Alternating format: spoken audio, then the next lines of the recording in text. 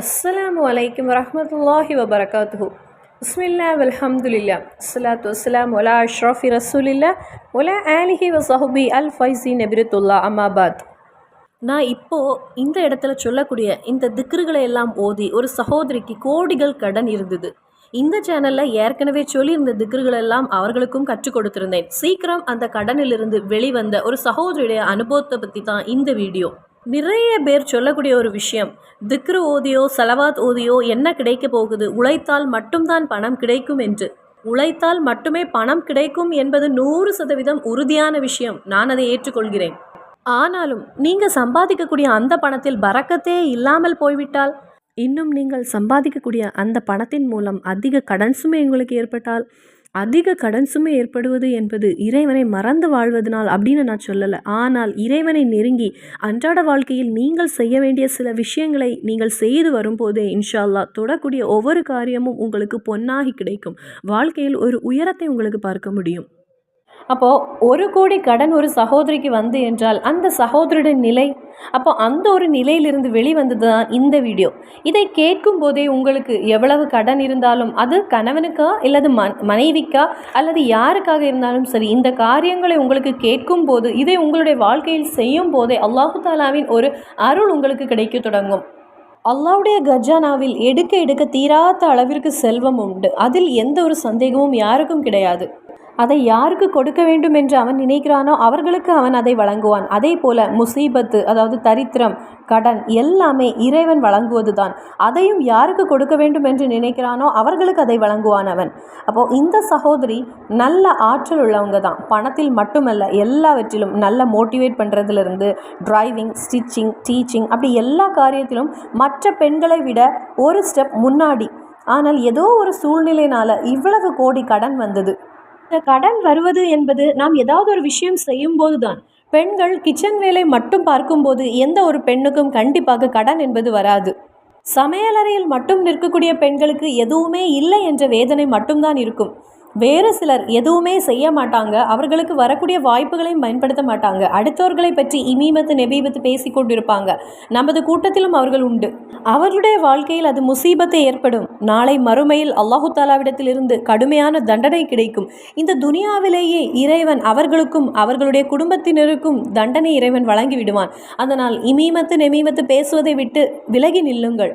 வயனொலி குல்லி ஹுமசத்துல் லுமசா, கண்டிப்பாக குறை கூறுபவர்களுக்கு என்றும் கேடுதான் என்று அல்லாஹு தாலா திருமறை குரானிலேயே கூறியிருக்கின்றான். இந்த சகோதரியுடைய சம்பவம், இவங்க சில ப்ராடக்ட்ஸ் எல்லாம் வீட்டில் கொண்டு வந்து ஒரு சின்ன முறையில் பிஸ்னஸ் ஆரம்பித்தாங்க. அதன் பின் கொஞ்சம் மாதங்கள்லேயே அந்த பிஸ்னஸ் நல்ல முறையில் லாபம் கிடைக்க ஆரம்பித்தது. மாதங்கள் சென்ற பிறகு எல்லாருக்கும் வரக்கூடிய யோசனை போல் ஒரு சின்ன கடை ஆரம்பிக்கலாம் அப்படின்னு சொல்லி ஒரு சின்ன கடையை அங்கேயும் ஆரம்பித்து நிறைய ப்ராடக்ட்ஸ் கொண்டு வந்து சேல் பண்ண தொடங்கினாங்க. இன்ஸ்டாகிராம், ஃபேஸ்புக், யூடியூப், அப்படி எல்லாவற்றிலையும் அவங்களுக்கு என்று ஒரு தனி ஐடியும் இருந்தது. இவர்கள் நல்ல முறையில் கொஞ்சம் உயர்ந்து வந்தபோது ஃப்ரெண்ட்ஸு, குடும்பம், அப்படி எல்லாரிடத்திலிருந்து ஒரு பாசிட்டிவ் சப்போர்ட்டு கிடைச்சிது. எல்லாரிடத்துலையும் இவங்களுடைய விஷயங்களை எல்லாம் பகிர்ந்து கொண்டாங்க. எப்பொழுதும் வாட்ஸ்அப்பில் இவங்களுடைய ப்ராடக்ட்ஸை பற்றியெல்லாம் ஸ்டேட்டஸும் வச்சு கொண்டிருந்தாங்க. அப்படி நல்ல விதமாக மாஷா அல்லாஹ் நல்ல முறையில் தான் அந்த பிஸ்னஸ் சென்று கொண்டிருந்த நேரத்தில் அந்த சகோதரிக்கு ஒரு சின்ன பிரச்சனை வந்தது. அது மற்றொருவருக்கு உதவி செய்தது தான். அதுதான் எல்லா பிரச்சனையுடைய ஆரம்பமாக இருந்தது. நல்ல உதவி செய்யக்கூடிய ஒரு சகோதரியாக இருந்தாங்க. அடுத்தவர்களுடைய ஒரு வேதனை, கவலை எல்லாம் தெரிந்து உதவி செய்யக்கூடிய ஒரு சகோதரி. நல்ல மோட்டிவேட் பண்ணுவாங்க. எவ்வளவு வேலை இருந்தாலும் சரி, யார் ஃபோன் பண்ணாலும் உடனே அட்டென்ட் பண்ணுவாங்க. அப்படி எல்லா வகையிலையும் அடுத்தவர்களுக்கு உதவி செய்யக்கூடிய ஒரு சகோதரி. நல்ல ஒரு மனது அவர்களுக்கு இருந்தது. அந்த சகோதரிக்கு ஒரு சேரிட்டி குரூப் இருந்தது. அதில் எப்போதும் போஸ்ட் போடுவாங்க. ஆனால் ஒரு 4 வாரமாக ஒரு போஸ்ட்டும் இல்லை, ஒரு ஃபோனும் இல்லை, ஒரு மெசேஜும் இல்லை, குரூப்லேயும் ஒரு மெசேஜும் இல்லை. அப்படி ஒரு விவரமும் இல்லாத ஒரு நிலையாக இருந்தது. நமக்கும் நேரம் இல்லாததுனால ஒவ்வொரு நாளும் சரி நாளைக்கு கூப்பிடலாம், நாளைக்கு கேட்கலாம் அப்படின்னு நாட்கள் சென்றது. இந்த சேரிட்டி குரூப் வழியாக பாவப்பட்ட ஏழைகள் பிள்ளைங்க கல்யாணத்துக்கு, நோயால் கஷ்டப்படுகின்றவங்களுக்கு எல்லாருக்கும் உதவி செய்து கொண்டிருந்தாங்க. அந்த நேரத்தில் நிறைய ஃபோன் பண்ண போதும் ஒரு ஃபோனுமே அட்டன் பண்ணலை. கொஞ்ச நாட்களுக்கு பிறகு, கொஞ்சம் வாரங்களுக்கு பிறகு தான் விஷயம் தெரிந்தது. அவர்களுக்கு வந்த கடனில் மாட்டிக்கொண்ட பிறகு இவங்க கூட இருந்தவங்களை எல்லாம் அவங்களை பற்றி மோசமாக பேச ஆரம்பித்தாங்க. எல்லா இடங்கள்லையும் அப்படி தானே, நல்ல நிலையில் இருக்கும்போது நல்ல பாசிட்டிவாக பேசுவாங்க. ஆனால் உங்களுக்கு கொஞ்சம் உங்களுடைய நிலை தாழ்ந்து போனால் உடனே நெகட்டிவாக, உடனே மோசமாக பேச தயாராகி விடுவாங்க. அது மனிதர்களுடைய இயல்பு. அந்த நேரத்தில் தான் அதிக டென்ஷன் அவங்களுக்கு போச்சு. அந்த சகோதரிக்கு கேட்டாங்க, நீங்கள் ஒரு பெண் தானே, ஒரு பெண்ணாக இருந்துச்சு எதற்கு இந்த மாதிரி பிஸ்னஸ்லாம் நீங்கள் பண்ண ஆரம்பிக்கிறீங்க? அப்படி யாருமே இல்லாதது போல் அவர்களுடைய நிலை ஆகிவிட்டது. பணம் அடுத்தவர்களிடம் கேட்டபோது யாரும் கொடுக்க தயாராகவில்லை. எவ்வளவோ பணம் இவங்க தாராளமாக உதவி பண்ணாங்க. ஆனால் யாரும் இவங்களுக்கு அந்த நேரத்தில் கொடுக்க உதவ முன்வரவில்லை. நீங்கள் ஏமாற்றி விடுவீங்க அப்படின்னு கடுமையான வார்த்தைகளால் அவங்கள திட்டி தான் அனுப்புனாங்க. நல்லா அழுதாங்க. எல்லா வார்த்தைகள், அவமானங்கள் எல்லாவற்றையும் சந்தித்து ரொம்ப கஷ்டப்பட்டாங்க. அந்த நேரத்தில் தான் கேட்டாங்க, நீங்கள் நிறைய இஸ்லாமிக் வீடியோலாம் அப்லோட் பண்ணுவீங்கல்ல, முதல்ல நான் பார்த்து வந்தேன். அதன் பின்பு எனக்கு நேரம் இல்லை. ஏன் 5 நேர தொழுகைகளை கூட சில நாட்கள் என்னால் தொழ முடியாமல் போனது. ஆனால் இப்போது எனக்கு அதிக கடன் இருக்கிறது. அந்த கடன் எல்லாம் எனக்கு அடைய வேண்டும். அதற்கு ஏதாவது ஒன்று நீங்கள் சொல்லுங்கள் அப்படின்னு ரொம்ப வேதனையுடன் கூறிய போது சிலவற்றை நான் பகிர்ந்து கொண்டேன். எந்த ஒரு பெரிய கவலையிலும் இறைவன் உங்களை கைவிட மாட்டான். நீங்கள் யாரையும் ஏமாற்றவில்லை, நீங்கள் உதவிதான் செஞ்சீங்க. அல்லாஹு தாலாவுக்கு பிடித்தவர்களை அல்லாஹு தாலா கடன் கொடுத்தும் நோய் கொடுத்தும் எல்லா வகையிலும் சோதிப்பான். அந்த சோதனையில் நீங்கள் தளர்ந்து விடக்கூடாது. இறைவிடத்தில் அதிகமாக நீங்கள் நெருங்க வேண்டும். கண்டிப்பாக அல்லாஹு தாலாவிடத்தில் நெருங்க அந்த அடியானை அல்லாஹு தாலா தாழ்த்தி விட மாட்டான், உயர்த்ததான் செய்வான் அப்படின்னு சொன்னபோது அழுது கொண்டே அவர்களுடைய விஷயங்களை எல்லாமே அவங்க கூறினாங்க என்ன நடந்தது என்று. இந்த சகோதரி அவங்களுடைய ஃப்ரெண்ட்ஸுக்கோ யாருக்கோ உதவி செய்யலை. அவங்களுடைய ஹஸ்பண்டுடைய ஒரு ஃப்ரெண்டு பிஸ்னஸில் நல்ல ஒரு ஆற்றல் நிறைந்தவர்களாக இருந்தாங்க. பிஸ்னஸ் நல்லா டெவலப் ஆகி நல்ல ஒரு முறையில் நடந்து கொண்டிருந்தது அவங்களுடைய ஹஸ்பண்டுடைய ஃப்ரெண்டுக்கு. அப்போது அந்த பிஸ்னஸில் எப்படின்னா, அவங்களுக்கு ஒரு 25 லட்சம் கொடுத்தா மாதம் இவ்வளவு ரூபாய் கிடைக்கும், மாதம் இந்த அளவுக்கு ஒரு அமௌண்ட்டு கிடைக்கும் அப்படிங்கிற ஒரு முறையில் இருந்தது. அப்போ ஹஸ்பண்டுக்கும் பெரிய அளவில் ஒரு பிஸ்னஸ் ஒன்றும் இல்லை. இந்த சகோதரியுடைய ஒரு பிஸ்னஸ் மூலமாக அந்த குடும்பம் ஓரளவுக்கு நல்ல முறையில் போய்கொண்டிருந்தது. அப்போ அதில் ஏதாவது இன்வெஸ்ட் பண்ணால் மாதம் ஒரு வருமானம் வரும் அப்படிங்கிற ஒரு ஆசையில், அதுவும் இந்த சகோதரிக்கு பெரிய அளவில் ஒரு விருப்பத்தை கொடுக்கவில்லை. ஆனால் அந்த ஹஸ்பண்ட் ரொம்ப கட்டாயப்படுத்தினாங்க. என்னுடைய ரொம்ப நெருங்கிய நண்பர் தான், என்னை ஏமாற்ற மாட்டாங்க, நம்ம செய்வோம் அப்படிங்கிற ஒரு வற்புறுத்தல். அந்த ஒரு இதில் கையில் இருந்த 15 லட்சம் அப்புறம் ஒரு 10 லட்சம் சேர்த்து 25 லட்சமாக ஹஸ்பண்டுடைய கையில், அந்த சகோதரி அவங்க ஹஸ்பண்டுக்கு கையில் கொடுத்துருக்காங்க. ஹஸ்பண்ட் அந்த ஃப்ரெண்டை அழைத்து அவருடைய கையில் கொடுத்துருக்காங்க. முதல் 2 மாதம் ஒரு அமௌண்ட் வந்தது, பரவாயில்லாமல் ஒரு அமௌண்ட் வந்தது. கையில் ஒரு 15 லட்சம் அவங்க வச்சிருந்தது பிஸ்னஸுக்கு வேண்டி. இப்போ அந்த அமௌண்ட்டும் இல்லை, கடன் வாங்கி கொடுத்த அமௌண்ட்டும் இல்லை, மாதம் வர வேண்டியதும் இல்லாமல் ஆகிவிட்டது. ப்ராடக்ட் கடைகளில் கொடுத்தாலும் கடைகள்லேருந்து உடனே பணம் கிடைக்காது. ஒரு 3 மாதங்கள் 4 மாதங்கள் அந்த ஒரு இதில் தான் அந்த பணத்தை கொஞ்சம் கொஞ்சமாக வாங்க முடியும். அப்போ இந்த பிஸ்னஸுக்கு அந்த சகோதரியுடைய சொந்த அமௌண்ட்டை போட்டு தான் அந்த பிஸ்னஸை அப்படி நடத்தி வந்து கொண்டிருந்த அந்த நேரத்தில் தான் 25 லட்சமும் போனது. 10 லட்சம் மற்றொரு நபருடன் கடன் வாங்கிய அந்த பணமும் போனது. அதன் பின் பணம் எதுவுமே இல்லாத போது பிஸ்னஸ் பண்ண முடியாத நிலை, ப்ராடக்ட் எதுவுமே இறக்க முடியாத நிலை. எந்த ஒரு பிஸ்னஸ் பண்ணவும் நம்ம கையில் கொஞ்சம் அமௌண்ட் வேணும்.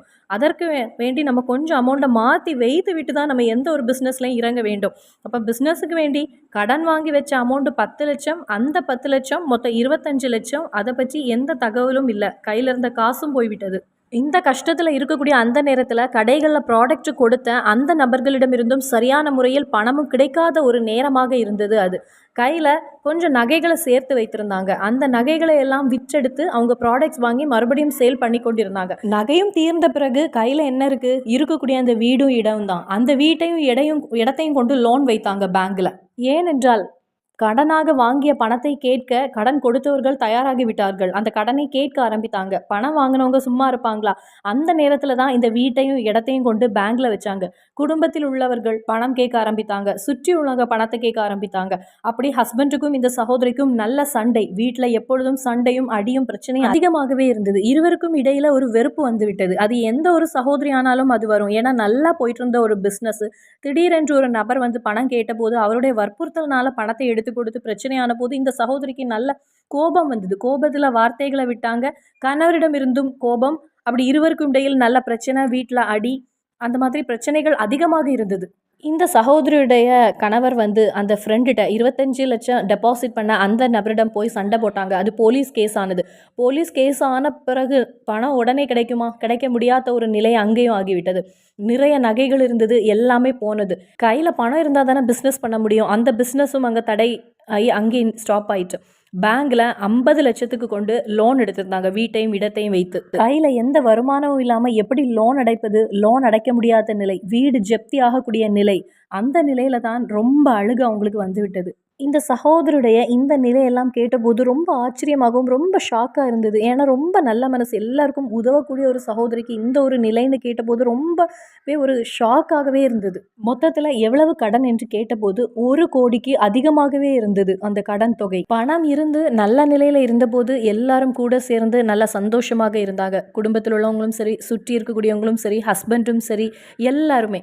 இப்போ கடன் என்ற ஒன்று பிரச்சனையாகி எதுவுமே இல்லாத நேரத்தில் எல்லாமே அவங்க குறை கூற ஆரம்பித்தாங்க. அவங்கள தனிமைப்படுத்த ஆரம்பித்தாங்க. வீட்டுடைய வாசல்ல கடனை கேட்டு வந்து சத்தம் போடும்போது அந்த நிமிஷங்கள் ரொம்ப அவமானமாக இருந்தது. அதே நேரத்தில் சிலருடைய பரிதாபமான பார்வை அதிக அளவில் வேதனையை கொடுத்தது. சிலருடைய இழிவான பேச்சுகள், எல்லாரையும் ஏமாத்திட்டாங்க அப்படிங்கிற இழிவான பேச்சுகள் இன்னும் அவர்களுக்கு அதிக வேதனையை கொடுத்தது. ஒரு சகோதரிக்கு கல்யாணத்துக்கு வேண்டி நல்லா இருந்தபோது ஒரு 15 பவன் நகை போட்டு கொடுத்துருக்காங்க. அந்த சகோதரி கூட இவங்களை அந்த நேரத்தில் இழிவாக பேசியிருக்காங்க. எல்லாமே சொல்லி சொல்லி அழுகையும் வேதனை. அப்போ அந்த நேரத்தில் நமக்கு என்ன சொல்ல முடியும்? சில மகத்தான திக்ருகள் உள்ள வீடியோ அதிக அளவில் நிறைய பேருக்கு பலனளித்த வீடியோவை நான் அனுப்பி கொடுத்துருந்தேன். இதில் எது உங்களுக்கு எளிதாக இருக்கிறதோ அதை பார்த்து நீங்கள் ஓதுங்க அப்படின்னு அனுப்பி கொடுத்துருந்தேன். இன்றைக்கி இந்த திக்ருகளை எல்லாம் நீங்கள் அதிகப்படுத்துங்க, திக்ருகளை இறுக்கமாக பிடித்து கொள்ளுங்கள் அப்படின்னு அவங்கள்ட்ட சொல்லி, நல்ல ஒரு செய்தி வந்தபோது என்னிடம் நீங்கள் அதை சொன்னால் போதும் அப்படின்னு அந்த விதத்தில் சொல்லி, அதுக்கப்புறம் ஒரு 3-4 மாதங்கள் எந்த ஒரு ஃபோனோ எந்த ஒரு அழைப்பும் இல்லை. ஏன்னா கவலையில் பிரச்சனையோடு இருக்கக்கூடிய அவங்கள நாம் மறுபடி தொந்தரவு பண்ணவோ அவங்களிடத்தில் என்ன சொல்லன்னு கூட அந்த நேரத்தில் தெரியவில்லை. ஆனால் ஒரு விஷயம் மட்டும் தெரிந்தது, கண்டிப்பாக அல்லாஹு தாலா உன்னை கைவிட மாட்டான். உன்னுடைய வாழ்க்கையில் இன்னும் ஒரு தைரியம் வரும். இந்த திக்ருகளை எல்லாம் ஓதும்போது எல்லா பிரச்சனைகளையுமே தீர்ந்து விடும். இந்த தளர்வு உன்னிடத்தில் இருக்காது. ஹஸ்பண்டுக்கும் உனக்கும் உள்ள சண்டையும் முடிந்துவிடும் அப்படின்னு நான் சொல்லி அனுப்புனது தான் கடைசி. அதன் பின்பு ஒரு 6 மாதம் கழிந்து தான் எனக்கு அவர்களிடத்தில் மறுபடியும் பேச முடிந்தது. அந்த நேரத்தில் அல்ஹம்துலில்லாஹ் எல்லா பிரச்சனையுமே தீர்ந்து அவங்களுடைய வாழ்க்கையில் இருந்த அந்த பிரச்சனைகள் எல்லாம் தீர்ந்து சந்தோஷத்தோடு அவங்க இருந்தாங்க. இந்த 6 மாதமும் அவங்க செய்தது என்னன்னா, தஹஜ்ஜுடைய தொழுகை. இரவு நேரம் உள்ள தஹஜ்ஜுடைய தொழுகை. தஹஜ்ஜுடைய தொழுகையின் முன்னாடி எந்த பிரச்சனை யாருக்கு இருக்கிறது? அந்த தஹஜ்ஜுடைய தொழுகையை தொழுதுவிட்டு அதே இடத்தில் இருந்து யா அர்ஹமர் ராஹிமீன், யா அர்ஹமர் ராஹிமீன் ஒரு வீடியோ போட்டிருந்தேன். அந்த ஒரு தஹஜ்ஜுடைய தொழுகையும் இந்த ஒரு திக்ர் 1000 தடவை ஒவ்வொரு நாள் இரவும் அவங்க ஓதி வந்தாங்க. கூடிய சீக்கிரமே முதலில் நல்ல ஒரு வாய்ப்பு வந்தது கணவருக்கு நல்ல ஒரு வேலை அப்படி அவங்களுக்கு ரெடியாகி வந்தது. அந்த வேலையின் மூலமாக, அந்த சம்பளத்தின் மூலமாக இவங்க அவங்களுடைய வாழ்க்கையில் ஒன்று எழும்பி நிற்க தொடங்கினாங்க. அதன் பின்பு தினமும் ஃபஜ்ருடைய தொழுகையை தொழுதுவிட்டு யா வஹாபி யா அல்லா, யா வஹாபி யா அல்லா என்கிற திக்ரை 500 தடவை ஒவ்வொரு நாளும் ஓதியிருக்காங்க. பின்பு 2 ரக்கத் லுஹா தொழுகை. அந்த லுஹா தொழுகையுடைய மகத்துவத்தையும் கேட்டு மாஷா அல்லா அந்த சகோதரியுடைய ஹஸ்பண்டுக்கு நல்ல ஒரு வாய்ப்பு அந்த நேரத்தில் அல்லாஹு தாலா கொடுத்திருக்கின்றான். ஹஸ்பண்ட் நல்ல ஒரு நிலையை அடைய தொடங்கின போதே, நல்ல ஒரு வாய்ப்பு வந்த போதே இருவருக்கு இடையில் ஒரு ஒற்றுமை வந்தது. சிறிது சிறிதாக அவர்களுடைய பிரச்சனைகள் தீர தொடங்கியது. பிஸ்னஸை மறுபடியும் சிறிய அளவில் அவங்க தொடங்க ஆரம்பித்தாங்க. கடன் அடைய தொடங்கியது. மாஷா அல்லா பேங்கில் உள்ள லோன் அடைக்க அவங்க வாய்ப்பு வந்தது. வீடு ஜப்திங்கிற அந்த இதில் இருந்து வீட்டை காப்பாற்றினாங்க. இன்றைக்கி அல்ஹம்துலில்லாஹ் நல்ல ஒரு நிலையில் இருக்கிறாங்க. ஒரு பரக்கத்து நிறைந்த வருமானத்தை உணர முடிகிறது எனக்கு அப்படின்னு. ஹஸ்பண்டும் நல்லா படித்தவங்க தான், இந்த சகோதரியும் நல்லா படித்தவங்க தான். வெளியில் வந்து வேலைக்கு வேண்டி அப்ளை பண்ணியிருந்தாங்க. அப்படி வெளியில் இந்த 3 மாதம் 4 மாதம் வேலை ஷட் டவுன்னு சொல்லுவாங்க. அந்த மாதிரி அந்த வேலைகளுக்கு போய் வந்திருக்காங்க ஹஸ்பண்டும். அதில் நல்ல ஒரு வருமானம். அப்படி மொத்தத்தில் அவங்களுடைய வாழ்க்கை மாறியது. அவங்க இப்போவும் சொல்கிறது, ஆச்சரியத்தோடு சொல்கிறது, திக்ருடைய சக்தியை நான் உணர்ந்து கொண்டேன் அப்படின்னு. அவங்களுடைய வாழ்க்கையில் ஒரு வெளிச்சத்தை கொண்டு வந்த திக்ரு யா அர்ஹமர் ராஹிமீன். 2 ரகாத் தஹஜ்ஜுத் தொழுகையை நிசாரமாக நினைத்து விடாதீங்க. 2 ரகாத் லுஹா தொழுகையும் யாரும் நிசாரமாக நினைத்து விடாதீங்க. ஷோபானுடைய இந்த மாதத்தில் நீங்கள் அதிகப்படுத்துங்கள். ஏனென்றால் பிரார்த்தனைக்கு ஹிஜாபத்து கிடைக்கக்கூடிய ஒரு மாதத்திலும் நாம் இருக்கின்றோம்.